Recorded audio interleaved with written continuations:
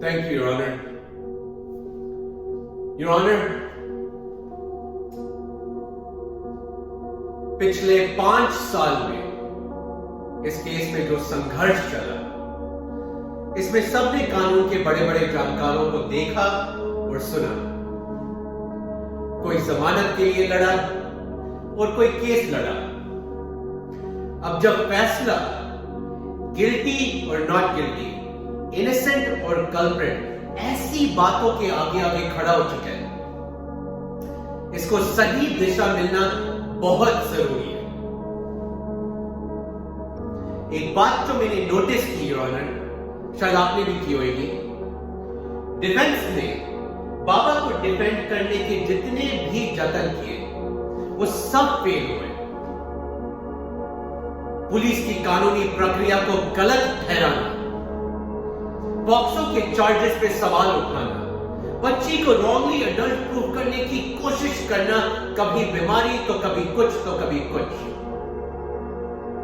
देखिए, मैं और जो भी मेरे अगेंस्ट में है, जैसे शर्मा जी, हम सब अपने प्रोसिक्यूशन और डिफेंडेंट का फर्ज अदा कर रहे हैं, लेकिन डिफेंस काउंसिल बाबा को डिफेंड करते करते कहां चूक गया, कहां चूक गया। योर ऑनर, वो चूके एक जघन्य अपराध को समझने में, वो चूके पीड़िता की मनोस्थिति को समझने में, वो चूके इस बात को समझने में कि इस अपराध का समाज के ऊपर क्या प्रभाव पड़ सकता है। योर ऑनर, इस देश में लड़की का जीवन काल बहुत ही समस्याओं भरा होता है और ये बच्ची उन सारी लड़कियों की व्यथा को व्यक्त करती है।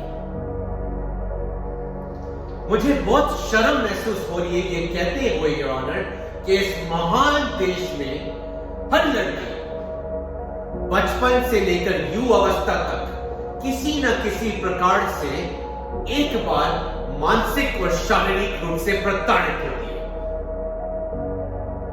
इस पूरे प्रकरण में, योर ऑनर, इस बच्ची में किसी को पीड़िता दिखाई दी तो किसी को पैसे बनाने का सहारा, किसी को अपनी कुंठित वासना को पूरा करने की ललक दिखाई दी तो किसी को इसमें टीआरपी।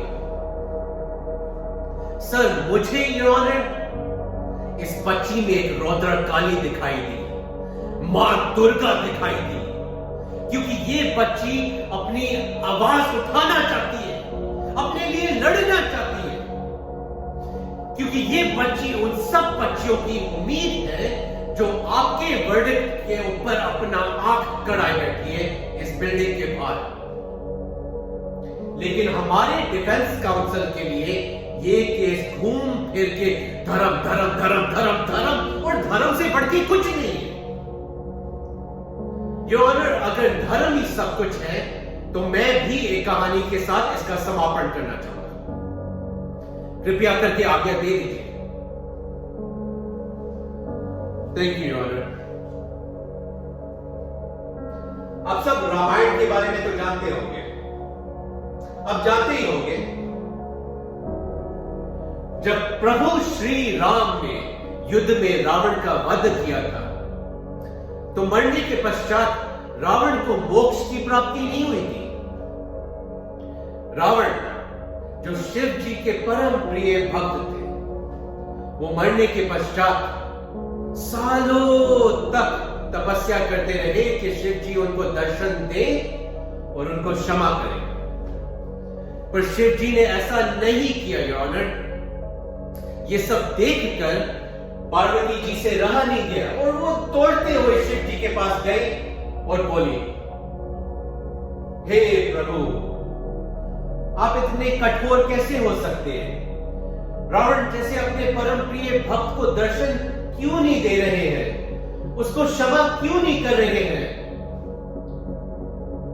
शिव जी मंद मंद मुस्काए और कहा, हे पार्वती, इस संसार में कुकर्म को 3 भागों में बांटा गया है।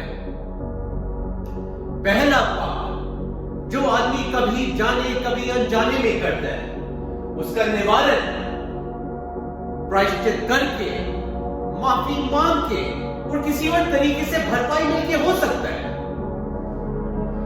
दूसरा कुकर्म अति पाप के रूप में जाना जाता है, जैसे हत्या, अपहरण, जघन्य अपराध, उनकी भी कुछ हद तक माफी संभव है। मगर तीसरा कुकर्म महापाप के रूप में जाना जाता है, जिसकी कोई माफी नहीं है।